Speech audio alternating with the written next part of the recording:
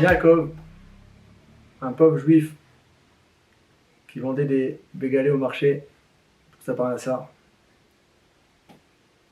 Tous les matins, il se levait, il allait acheter chez le boulanger des bégalés et il passait sa journée au marché pour essayer de vendre le peu de bégalés qu'il avait. Et avec cet argent, il pouvait rentrer après étudier. Un jour, qui était au marché, il y a un homme riche qui arrivait. Il a vu Yaakov en train de vendre ses bégalés. Et entre chaque bégalé, il y a beaucoup de temps qui passait. Qu'est-ce qu'il faisait? Il ouvrait un livre de Tehillim, il ouvrait son Chok l'Israël, une Gemara, Halacha, Shulchan Aruch. Entre chaque vente, il étudiait. Et le riche qui passe par là, il voit combien Yaakov, il a envie d'étudier, il a envie de prier.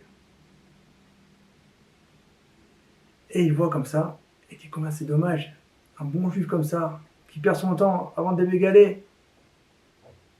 Il est parti voir, et il dit, je peux vous parler? Il dit, bien sûr. Il dit, regardez, je suis là depuis un petit moment, et je vois combien c'est dur pour vous de vendre vos bégalés.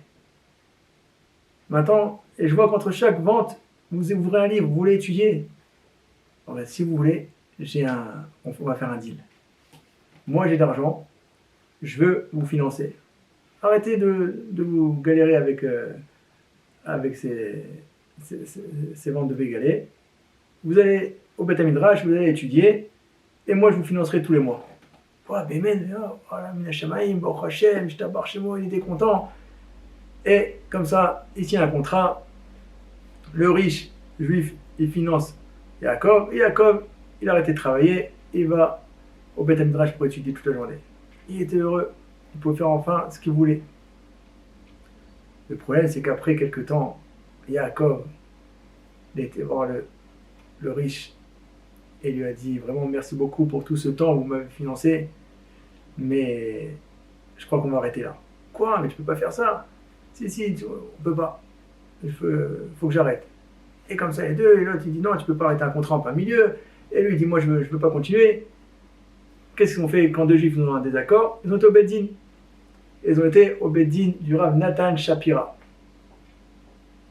Et là, le riche, il va voir le Dayan, et il lui raconte. Il dit voilà ce qui s'est passé avec Yaakov. Il était là, on a fait un contrat, je lui ai dit que moi j'étais prêt à le financer.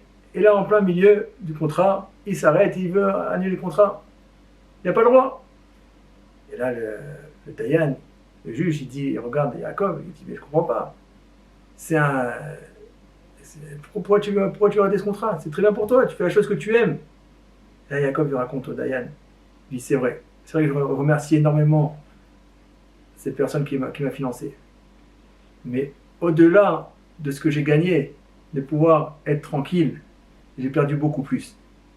Ah oui, qu'est-ce que tu as perdu? Et j'ai perdu que avant qu'ils viennent me donner tout cet argent, tous les matins je me levais, je priais avec ferveur, je priais pour pouvoir trouver des bons bégalés à bon prix, je priais pour pouvoir bien les vendre, je priais pour que je puisse avoir du temps pour étudier la Torah après. Toute ma journée elle était entourée de tefila, et j'étais proche d'Akadosh Baruch Hu. Il n'y avait pas un instant où j'étais pas en train de prier à Akadosh Baruch Hu pour que ma parnassa elle vienne. Et là, depuis que, sans faire d'effort, j'ai ma parnassa qui tombe, alors j'ai perdu ce lien que j'avais avec Akadosh Baruch Hu. Donc vraiment, c'est vrai d'un côté, il me donne cette parnassa, mais pour rien au monde, je suis prêt à perdre cet attachement que j'avais avec Akadosh Baruch Hu. Et là, le Daniel s'est mis à pleurer, et il a dit, tu peux rompre ton contrat. On voit dans Parashat Shavua, Parashat Bereshit, que Akadosh Baruch Hu, il a maudit le serpent. Et la malédiction qu'il a donnée au serpent, c'est qu'il nourrira de la poussière de la terre. Alors, les commentateurs ils posent une question. Il dit apparemment c'est pas une malédiction, c'est une bénédiction. Le serpent il est là. Dans n'importe quel endroit il va, il y a de la poussière. La poussière c'est la chose qu'il y a dans tout le monde. Il n'a pas besoin de se fatiguer pour trouver à manger. Donc là où il ira, il aura sa parnassa, il aura sa subsistance. C'est quoi la malédiction qu'il a, le serpent? Il y a plusieurs explications. Une explication qui dit qu'en fait, non, le serpent, il mange de tout. Mais tout ce qu'il mange, ça a le goût de poussière. Donc il n'aura pas de profit de ce qu'il va manger. Mais notre explication, elle dit qu'Akadosh Baruch Hu, il a dit, je vais te maudire le serpent. Et c'est quoi la plus grande malédiction? C'est que tiens, je te donne ta parnassa. Prends toute ta parnassa et je veux plus qu'il y ait de lien entre toi et moi. Prends ta parnassa, où tu auras à manger. Mais toi, je veux plus que tu lèves tes yeux vers moi et que tu me demandes ta parnassa. Ça, c'est la plus grande des malédictions. Quelqu'un qui est là, qui est complètement déconnecté d'Akadosh Baruch Hu. Akadosh Baruch Hu nous donne des épreuves. Pourquoi? Pour qu'on puisse lever les yeux au ciel. Pour qu'on puisse se rapprocher de lui. Qu'on puisse prier. Il y a écrit que ce qu'on reçoit en tant que miracle, si on l'a reçu grâce à la prière, c'est pas un miracle. Que le Baruch Hu, il nous donne une force qu'on a, c'est la force de la tefila. C'est un grand cadeau.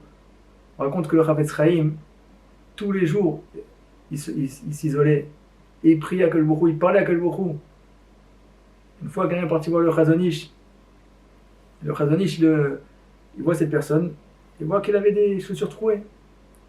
Il lui dit, mon fils, pourquoi tu as des chaussures trouées? Il lui a dit, t'as prié à Akadosh Baruch Hu pour qu'il te donne des nouvelles chaussures? Et là, la personne dit au Chazon Ish, elle dit, comment d'arabe, je ne vais pas quand même prier à Akadosh Baruch Hu pour des chaussures, pour des choses futiles comme ça. Il lui a dit, dis-moi, le Chazon Ish lui a dit, dis-moi, quand tu étais petit que tu avais des chaussures trouées, tu avais honte de demander à ton père qu'il te donne des nouvelles chaussures? Il a dit non. Il dit alors plus forte raison, Akadosh Baruch Hu c'est notre papa, Akadosh Baruch Hu c'est notre père. Chaque chose qui nous manque, il ne faut pas avoir honte de lui demander. Chaque chose qu'on a, il faut se lever les yeux vers Akadosh Baruch Hu et demander à Hachem, donne-moi ci, donne-moi ça, donne-moi ça. Et Akadosh Baruch Hu, B'yat Hachem, nous enverra.